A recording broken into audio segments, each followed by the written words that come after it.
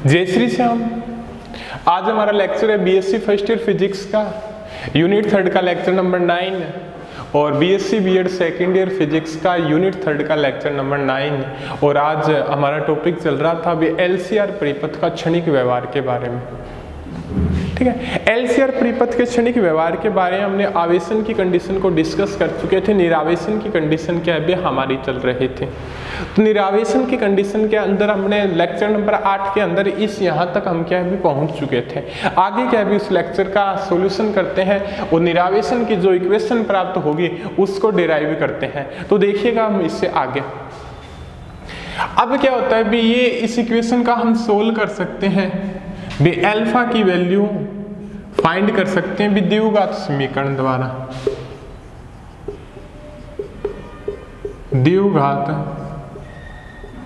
समीकरण द्वारा वो क्या होते हैं आपके ax² plus bx plus c और यहाँ पे x की वैल्यू क्या प्राप्त होगी -b plus minus root b² minus 4ac upon 2a।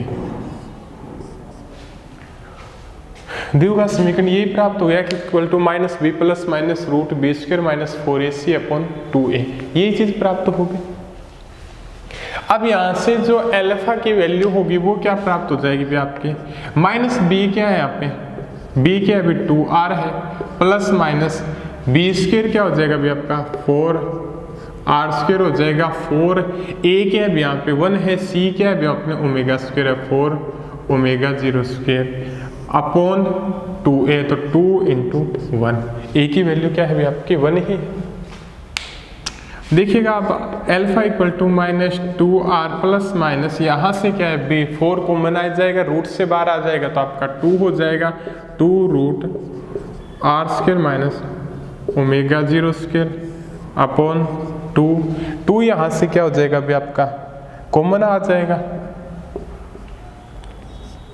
तो alpha equal to -r plus minus root r² minus omega 0² -r plus minus root r² minus omega 0²। ठीक है, अब यहाँ पे ये बताता है अल्फा की कितनी वैल्यू प्राप्त होती है आपकी 2 वैल्यूज प्राप्त होती है। अल्फा की वैल्यू कितनी प्राप्त होती है आपकी 2 वैल्यूज प्राप्त होती है। अब क्या है 2 वैल्यूज प्राप्त होगी। जो आपने एक इक्वेशन का सोल हल माना था वो क्या था q इक्वल टू e की पावर अल्फा t था। अब क्या है अल्फा की वैल्यू क्या है 2 वैल्यू प्राप्त होती है। तो इसका जो हल होगा वो किस प्रकार से लिखेंगे अपने वो देखते हैं। वो क्या हो जाएगा q equal to a e की power alpha 1t plus b e की पावर अल्फा 2t और तो q इक्वल टू क्या हो जाएगा आपका a e की पावर अल्फा 1 की वैल्यू क्या है आपके पास सामने यहाँ से दोनों की वैल्यू होगी वो क्या हो जाएगी अल्फा 1 क्या हो जाएगा आपका -r plus root r² minus omega 0² alpha 2 क्या हो जाएगा आपका -r minus root r² minus omega 0²। यही चीज आएगी अल्फा 1 और अल्फा 2 की वैल्यू।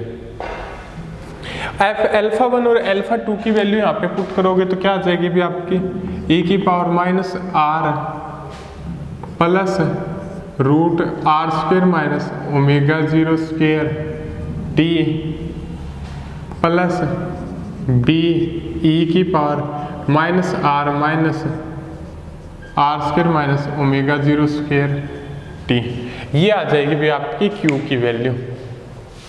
ठीक है, अल्फा 1 की वैल्यू हो गई और अल्फा 2 की वैल्यू हो गई और यहाँ पे पुट की तो भी आपकी इक्वेशन ये आ गई।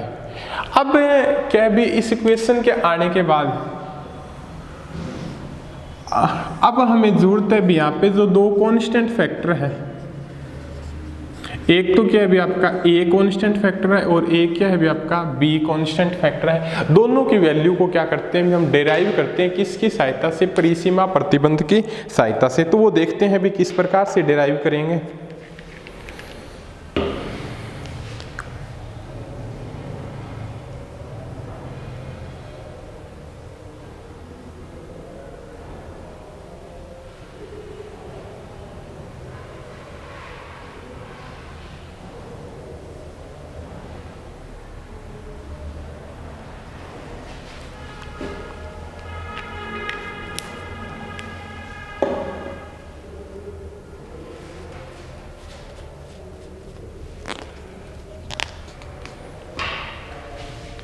अब क्या है भी कांस्टेंट ए और बी फैक्टर की वैल्यू को डिराइव करें किसकी सहायता से, परिसीमा प्रतिबंध की सहायता से।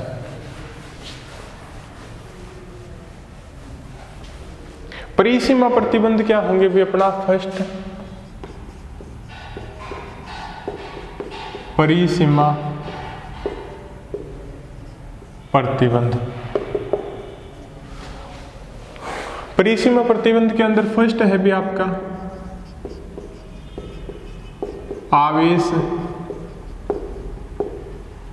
प्रतिबंध। ये क्या होता है भी, आवेश प्रतिबंध की वैल्यू को फाइंड करने के लिए करते हैं भी t बराबर 0 समय पर आवेश का मान q इक्वल टू क्या है भी q0 है।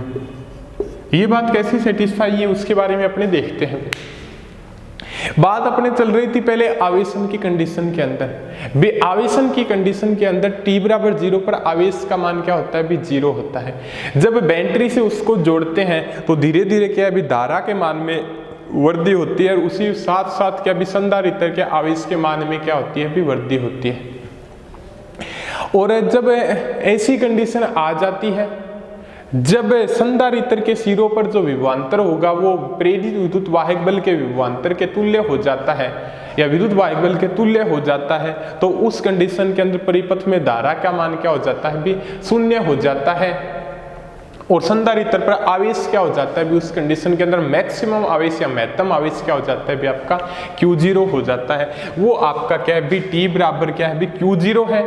उस कंडीशन के अंदर Q0 है, फिर क्या है परिपथ को हटाते हैं, फिर उसको क्या है भी विद्युत वाहक बल से क्या है भी अलग करते हैं या बैटरी से क्या है भी उसको अलग करते हैं, फिर क्या है भी उसके आवेश के मान में कमी होती है और धारा के मान में भी क्या होती है कमी होती है। तो Q इक्वल टू Q0 है।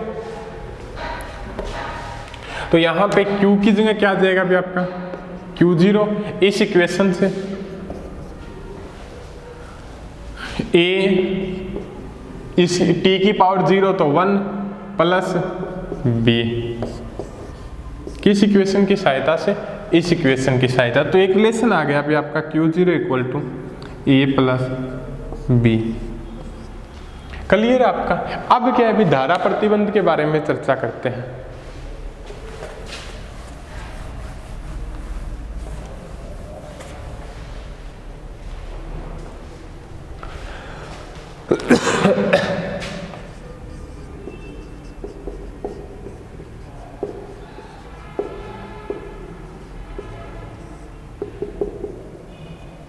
धारा प्रतिबंध, धारा प्रतिबंध क्या होता है भी उसके बारे में अपने चर्चा करते हैं। क्यों क्या है भी अपना ये है, तो समय के सापेक्ष क्या है भी इसका अवकलन कर दो dq upon dt d upon dt a की power minus r plus r square minus omega 0 square t plus b e की power minus r minus root r square minus omega 0 square t। ये है अभी आपका dq upon dt क्या है अभी भी इस फैक्टर का क्या है भी अपने अवकलन कर दिया, तो ये क्या है भी इस फॉर्म में प्राप्त हो गया। dq अपॉन dt क्या होता है भी आपका धारा होता है I। इसका कर दो आप a का कांस्टेंट ये आ जाएगा, e की पावर x का e की पावर x, और इस ऊपर वाले का क्या हो जाएगा भी आपका minus r plus r square minus omega 0 square. ठीक है, प्लस b कांस्टेंट सेम आ जाएगा, इसका डेरिवेटिव करेंगे तो ये ही आएगा माइनस, और इस फैक्टर का करेंगे तो t का क्या हो जाएगा 1 हो जाएगा, ये क्या आ जाएगा भी कांस्टेंट आगे वापस आ जाएगा। ठीक है, अब देखिएगा t बराबर 0 पे क्या होता है भी धारा का मान क्या होता है भी, t बराबर 0 पे धारा का मान क्या होता है भी परिपथ में यही होता है भी। उस टाइम जब फुल चार्ज हो जाए तो परिपथ में धारा क्या हो जाती है भी बंद हो जाती है। ये बात हम बार बार काफी ज्यादा गुरुनाथ के हैं भी। संधारित्र चेल्सियर परिपथ के आवेशन के समय जब वो संधारित्र के सिरों पर जो विभवांतर है वो विद्युत वाहक बल के विभवांतर के तुल्य हो जाता है, तो उस कंडीशन के अंदर परिपथ में धारा का प्रवाह है बंद हो जाता है। तो t बराबर 0 पे धारा का प्रवाह है बंद रहेगा, तो I इक्वल टू 0। तो ये 0, ठीक है, या पेन या तो ऊपर नोट कर दें वापस भाई, इक्वेशन रखनी है तो ये इसको रख लो। और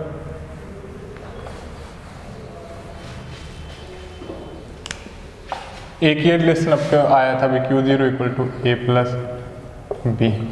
तो t बराबर 0 पे धारा का मान ऊपर लिख लो, यहाँ पे लिख लो आप 0, A t की पावर 0, तो ये फैक्टर 1, और यहाँ पे क्या जाए minus r plus root r square minus omega 0 square plus b t की पावर 0, तो e की पावर 0 क्या है अभी 1, तो आगे क्या आ जाएगा अभी आपका minus r minus root r square minus omega 0 square. 0 equal to क्या आ जाएगा अभी आपका minus a r plus a root r square minus omega 0 square minus b r minus root r square minus omega 0 square. ठीक है, तो 0 equal to क्या आ जाएगा अभी आपका माइनस r कॉमन ले लो, a प्लस b और plus r square minus omega 0 square common ले लो, तो ये क्या आ जाएगा अभी आपका a माइनस b आ जाएगा। a प्लस b आपका किसके इक्वल होता है अभी Q0 के बराबर होता है, तो 0 equal to minus r Q0 plus root r square minus omega 0 square a minus b, ये चीज़ आ जाएगी आपकी।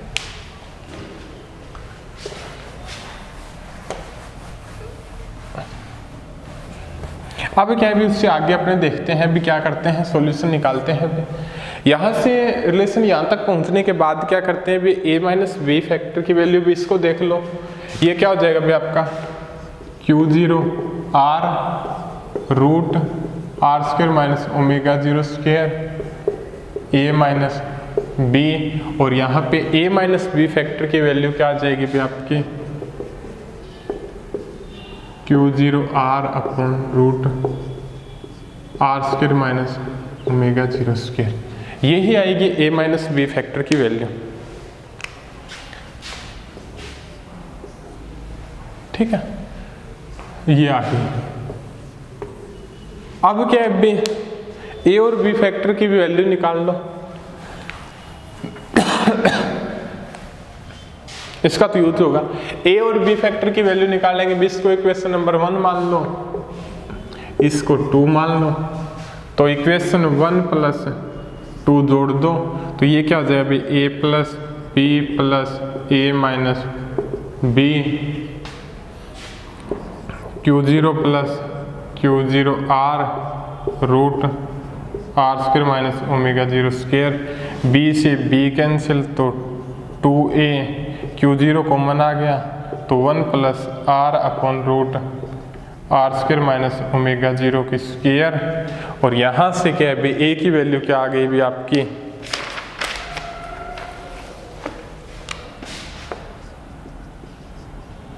Q0 by 2 1 plus r root r square minus omega 0 square, ये आ गई आपकी a फैक्टर की वैल्यू। ठीक है, अब क्या है भी a फैक्टर की वैल्यू आने के पश्चात क्या है भी अपने b फैक्टर की वैल्यू को भी और डिराइव करते हैं। इस इक्वेशन के ऊपर पुट कर दो भी Q0 इक्वल टू क्या है भी आपका a प्लस b, तो Q0 a क्या है भी आपका Q0 by 2 1 plus r root r square minus omega 0 square plus b, ये था। तो b फैक्टर की वैल्यू क्या आ जाएगी भी आपकी Q0 minus Q0 by 2 minus Q0 r upon 2 root r square minus omega 0 square, यही आएगी आपके।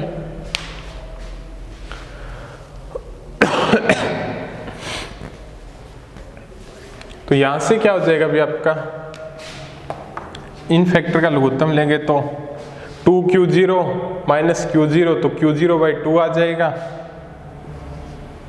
q0/2 minus q0r 2√r² minus ω0 की स्क्वायर। ठीक है, यही चीज निकल के आएगी भी आपके सामने। और बी फैक्टर की वैल्यू क्या आ जाएगी भी आपके सामने, q0/2 कॉमन ले लो आप, 1 माइनस r√r² माइनस ω0 की स्क्वायर। और ये ए फैक्टर की वैल्यू आ गई और ये किसकी आ गई भी आपकी बी फैक्टर की वैल्यू आ गई। ए फैक्टर की भी वैल्यू आ गई और आपकी क्या भी बी फैक्टर की वैल्यू आ गई। अब क्या भी देखते हैं, ए और बी फैक्टर की वैल्यू क्या भी इस इक्वेशन के अंदर पुट कर देते हैं। ये इक्वेशन दी हुई है आपकी,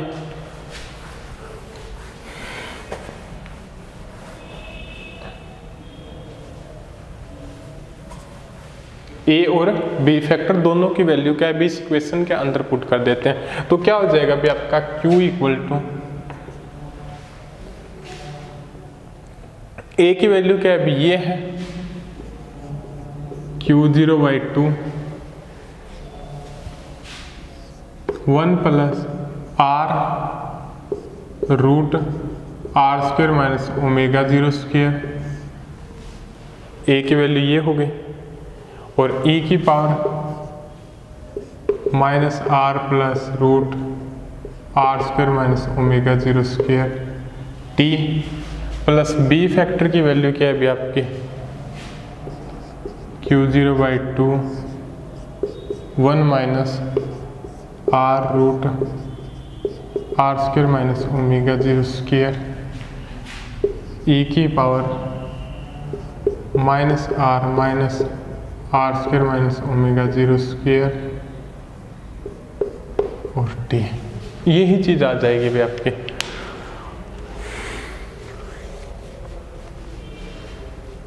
अब जो इक्वेशन ये प्राप्त होती है ये एलसीआर परिपथ में आवेश के मान में कमी को प्रदर्शित करती है।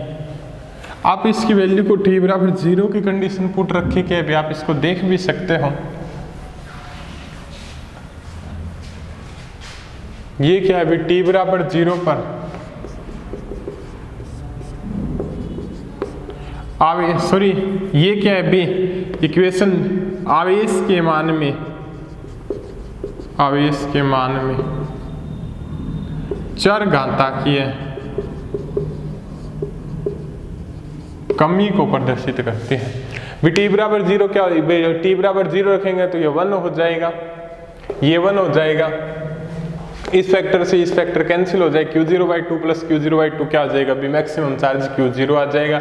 इन्फिनिटिव पुट करेंगे तो ये क्या हो जाएगा भी सारा फैक्टर 0 हो जाएगा। तो q0 से लेके 0 आवेश के मान में चरघातांकीय कमी को प्रदर्शित करता है।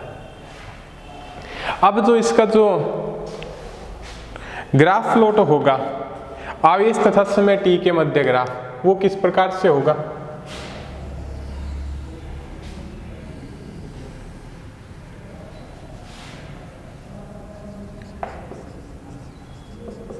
आवेश q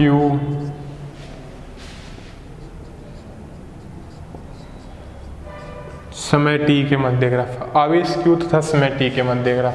स्टार्टिंग के अंदर क्या होते हैं भी ये इक्वेशन क्या है भी आवेश के मान में कमी को प्रदर्शित करती है। q0 कहने का मतलब t बराबर 0 पे आवेश क्या होगा e की पावर 0 1, e की पावर 0 1, ये 1। अब ये फैक्टर हो गया, अब ये फैक्टर है अंदर मल्टीप्लिकेशन, ये फैक्टर है अंदर मल्टीप्लिकेशन, कैंसिल आउट हो कम q0/2 प्लस q0/2 क्या हो जाएगा भी आपका q0। और t बराबर इन्फिनिटिव पर q की वैल्यू क्या होगी e की पावर इन्फिनिटिव, e की पावर क्या है भी आपके इन्फिनिटिव हो जाएगी। तो उस कंडीशन के अंदर क्या हो जाएगा भी यहाँ पे एक बार माइनस कॉमन निकाल लो माइनस कॉमन निकाल लो, फिर इन्फिनेटिव पर करते हो, e की power minus infinitive 1 upon e की पावर इन्फिनेटिव 1 अपॉन e की पावर इन्फिनेटिव क्या होता है 1 अपॉन इन्फिनेटिव 1 अपॉन इन्फिनेटिव 0। इसी प्रकार से ये 0 तो 0 प्लस 0 क्या हो जाएगा भी आपका 0 हो जाएगा। ठीक है, तो आवेश के मान में चरघातांक की कमी को प्रदर्शित करता है। अब 3 कंडीशन होगी जब आर यहाँ पे नेपर आवर्ती है, ओमेगा क्या है भी कोणीय, ओमेगा 0 क्या है भी कोणीय अनुनादी आवर्ती है।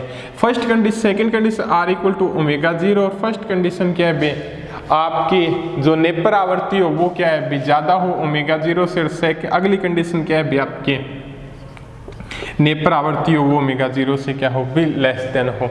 आर यहाँ पे नेपर आवर्ती है, ओमेगा 0 यहाँ पे क्या है भी कोणीय आवर्ती है, कोणीय अनुनादी आवर्ती है।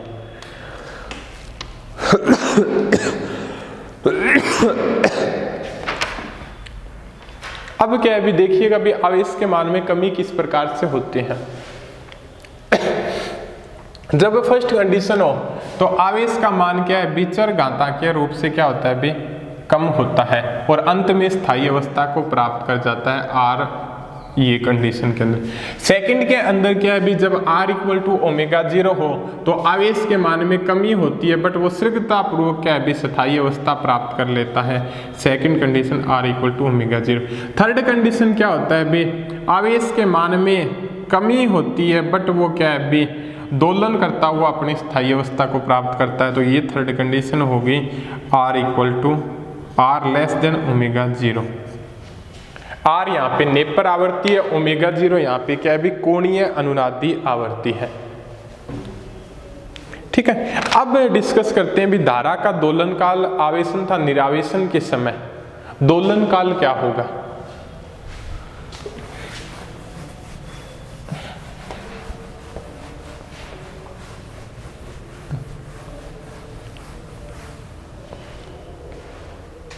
धारा का दोलन काल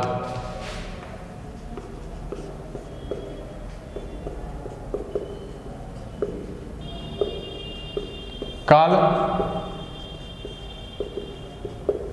आवेशन तथा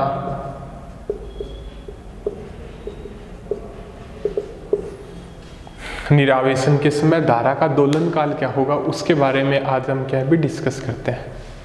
तो देखिएगा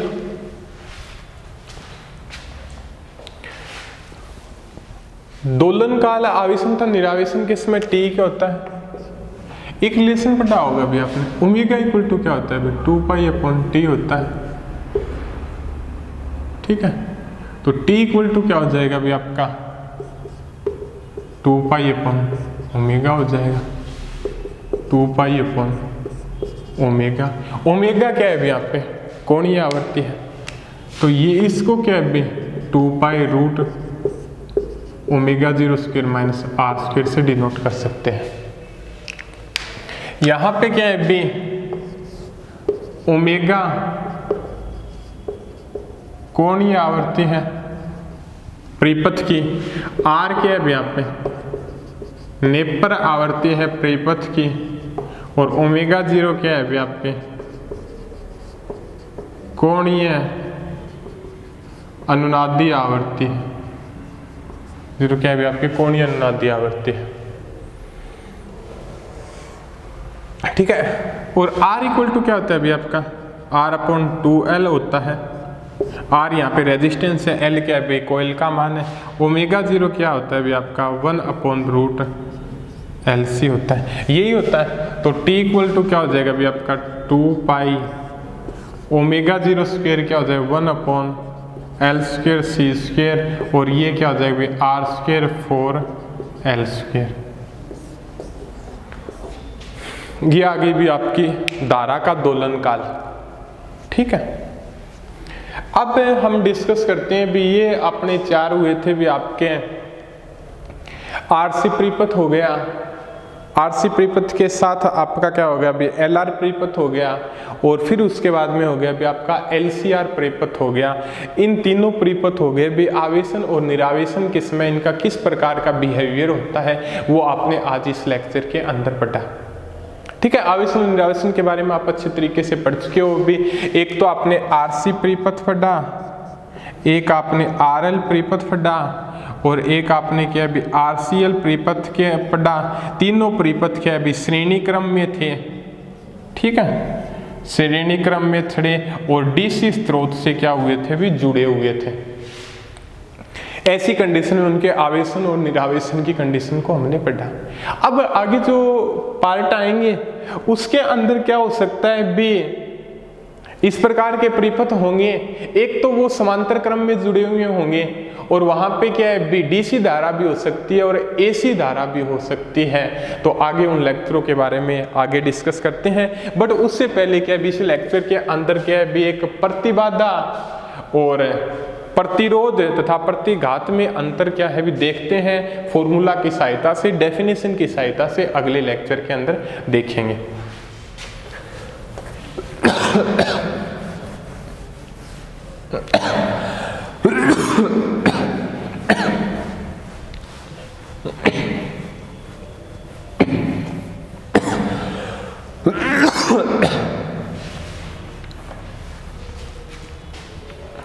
किसके मध्य रिलेशन डेफिनेट देखते हैं भी अपने,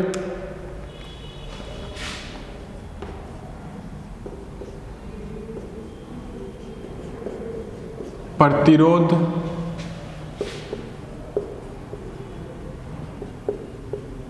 प्रतिघात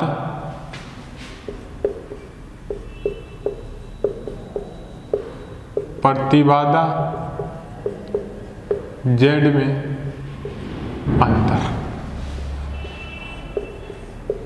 एक बार क्या है भी डेफिनेशन के अकॉर्डिंग क्या है भी हम इसको कल सेटिस्फाई करेंगे। आज क्या है भी फॉर्मूला के अकॉर्डिंग देखते हैं भी ये क्या चीज होती है। फॉर्मूला देख लेंगे। फॉर्मूला इनका अच्छे तरीके से आप क्या है भी याद कर लेना। काफी ज्यादा बार क्या है भी फॉर्मूले का जब फॉर्मूला हमें याद होगा तो आगे क्या है भी सॉल्यूशन करते वक्त हमें क्या है भी किसी भी प्रकार की प्रॉब्लम नहीं आएगी। तो देखिएगा, प्रतिरोध प्रतिघात प्रतिबाधा में अंतर। एक तो होता है भी आपका प्रतिरोध, जिसको क्या भी रेजिस्टेंस बोलते हैं इंग्लिश के अंदर, ठीक है। एक होता है भी आपका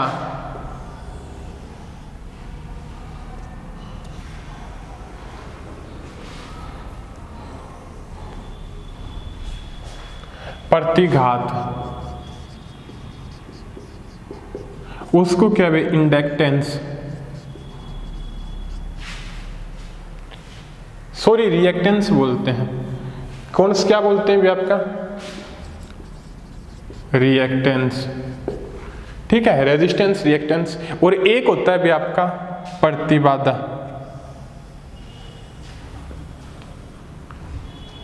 सॉरी थोड़ा ऊपर कर लेते हैं। एक क्या होती है भी आपके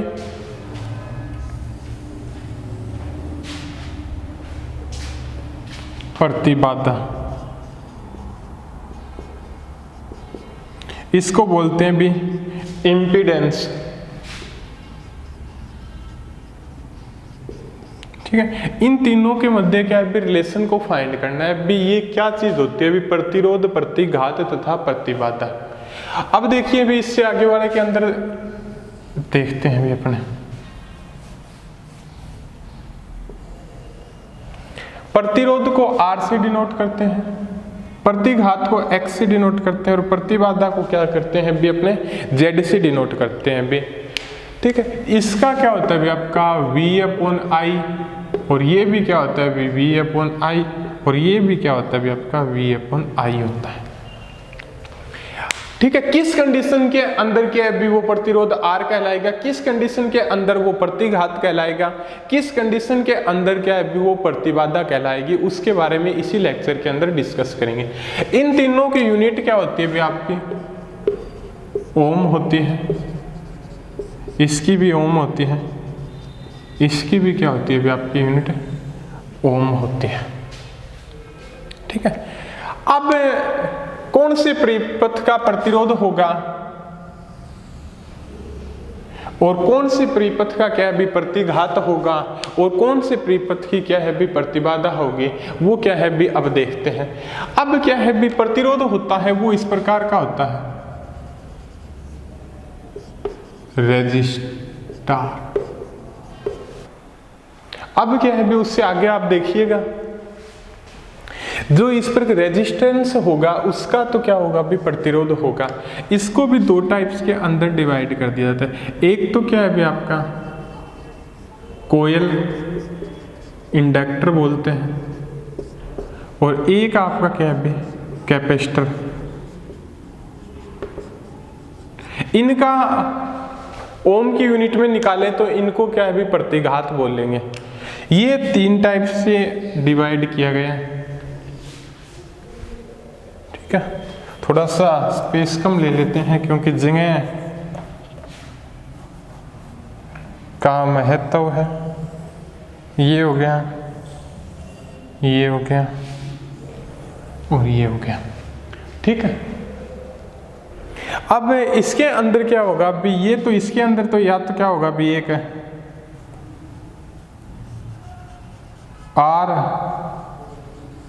एल होगा, एक तो क्या हो सकता है अभी आपका आर एल हो सकता है, एक आपका आर सी हो सकता है, और एक आपका आर सी एल हो सकता है, आर सी एल हो सकता है। इनका जो इन तीनों का होगा वो क्या होगी भी आपकी प्रतिबाधा होगी, ठीक है। अब आगे हम देखते हैं भी इसके अंदर जो प्रतिरोध होता है, ये तो क्या होता है भी आपका प्रतिरोध R, इसको R से ही डिनोट करते हैं।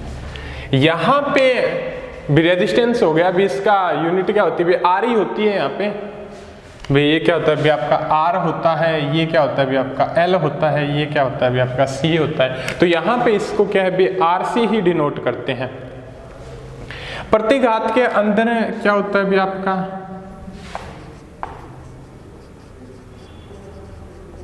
प्रेरणिक प्रतिघात, प्रेरणिक प्रतिघात, इसको क्या है भी आप XL से डिनोट करते हैं सदिश रूप में। ये क्या होता है भी J ओमेगा L के बराबर होता है सदिश रूप के अंदर, वैसे ये क्या होता है भी ओमेगा L के बराबर होता है, ठीक है। अब और यहाँ पे जो ओमेगा होता है वो क्या होता है भी 2πf होता है। ये से किस प्रकार से निकाला भी आपने वो पढ़ा हो भी x इक्वल टू क्या होता है भी a प्लस आइटा b, तो x का मैग्नीट्यूड क्या हो जाएगा भी आपका a square plus b square, तो x इक्वल टू क्या हो जाएगा भी आपका a square plus b square. इस फॉर्मूला का यूज करके क्या है इसको डिराइव किया गया है। यहाँ पे क्या है इसको a प्लस आइटा b की फॉर्म में लिख लो, फिर इसका क्या है b मैग्नीट्यूड ले लो, ये चीज क्या होगी भी प्राप्त होगी। प्रेरणिक प्रतिघात हो गया, दारितीय प्रतिघात होगा वो होगा x equal to 1/j omega c, और या आपको j ऊपर से मल्टीप्लिकेशन कर दो और j नीचे से मल्टीप्लिकेशन कर दो, तो ये हो जाए minus j upon omega c, minus j upon omega c, ये हो जाएगा भी आपका। और इसका जो मैग्नीट्यूड लेंगे, ये फंक्शन निकालेंगे इसका a प्लस आइटा b की फॉर्म में पुट करके, तो ये क्या हो जाएगा भी आपका 1/ओमेगा सी, ये ही होगा 1/ओमेगा सी होगा। अब क्या है भी इन नीचे वालों का करेंगे, तो z क्या हो जाएगा भी यहाँ पे r plus j omega l, और ये क्या हो जाएगा भी z equal to r minus j upon omega c, या 1 प्लस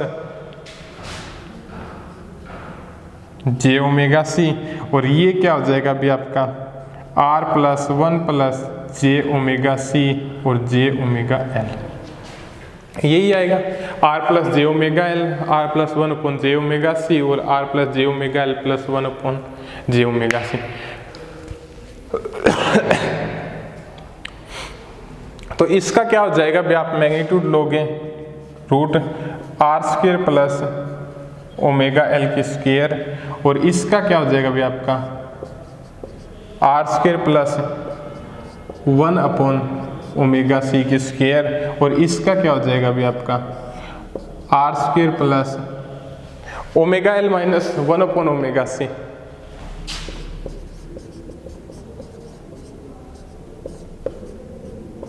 ठीक है, ये हो जाएगा अभी आपका।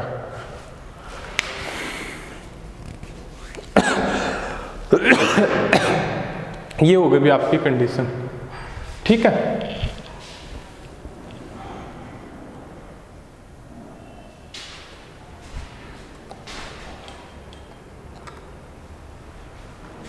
ठीक है, तो आगे हम देखते हैं भी आपका कंडीशन क्या होती है, भी आपकी ये प्राप्त होती है। ठीक है, अब क्या है भी उसके बारे में डिस्कस करने से पहले क्या होता है भी इस प्रकार की जो क्वांटिटी दी गई होगी उनके मान क्या होंगे भी, ये होंगे जैसे जैसे कि अभी हम लेसन को पढ़ते जाएंगे प्रत्येक चीज के बारे में, जे यहाँ पे क्यों है, ये जे यहाँ पे नीचे क्यों आया है, इन यूनिटों को क्या है भी इस प्रकार से क्यों लिखा है, सभी के बारे में अपने क्या है भी डिस्कस करेंगे। पहले थोड़ा हम क्या है भी इसी लेक्चर के अंदर आपको क्या है भी बता देते हैं भी प्रतिरोध, प्रतिघात, प्रतिबाधा हो गई, इसको R, X और इसको Z से डिनोट करते हैं। ये प्रतिरोध निकाला तो भी इस परिपथ के अंदर जो विभवांतर होगा, धारा होगी, वहां से प्रतिरोध निकल जाएगा। इस परिपथ के अंदर जो विभवांतर होगा, धारा होगी, वहां से प्रतिघात निकल जाएगा। और इस परिपथ के अंदर जो विभवांतर होगा, धारा होगी, वहां से क्या भी प्रतिघात निकल जाएगा। और यहाँ पे क्या भी इस RL परिपथ के अंदर, टोटल परिपथ के अंदर जो विभवांतर होगा, पूर्ण धारा होगी, प्रतिघात आ जाएगा।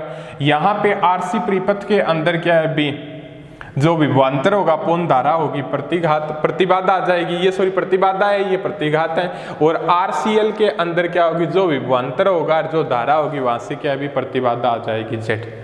तीनों की यूनिट क्या होती है भी ओम ही होती है। यहाँ पे प्रतिरोध के अंदर ओनली रेजिस्टेंस, प्रतिघात के अंदर एक तो इंडक्टर और एक कैपेसिटर, और प्रतिबाधा के अंदर RL परिपथ, RC परिपथ और RCL परिपथ। प्रतिरोध R होगा, उसकी R ही वैल्यू होगी, कहीं भी यूज कर लो, V = I या रेजिस्टेंस R ही वैल्यू यूज करते हैं। कोयल होगी, उसकी जगह क्या सदिश रूप में ये JωL और या ωL का यूज करते हैं। ये सदिश रूप है और ये सिंपल रूप है। इसका क्या है भी इसके अकॉर्डिंग मैग्नीट्यूड इसका लिया गया A+I/B की फॉर्म मान के, ठीक है। अब यहाँ पे जो दारित्य प्रतिघात है उसकी वैल्यू ये होगी, ये आ जाएगी, और इसका मैग्नीट्यूड लेंगे तो ये आ जाएगा। इसी प्रकार से R है, L की वैल्यू क्या होती है भी JωL होती है, R+JωL। R है, C की वैल्यू क्या होती है भी 1/jωC होती है, तो ये आ गया RCL है, तो R आ गया। C की वैल्यू क्या होती है 1/jωC होती है, और L की वैल्यू क्या होती है भी JωL होती है। तो करके इनका क्या है भी मैग्नीट्यूड निकाल दिया। तो इस प्रकार से ये चीज आपके सामने आ जाएगी। एक बार आप इनको क्या है भी अच्छे से रिवाइज कर लें। इन फॉर्मूलों को क्या है भी आपके आगे वाले यूनिट के लेक्चरों के अंदर काफी ज्यादा यूज है। और बाकी क्या है भी प्रतिबाधा, प्रतिघात की डेफिनेशन के बारे में डिस्कस करते हैं अभी अपने अगले लेक्चर के अंदर। आज के लिए आपके लिए इतना है।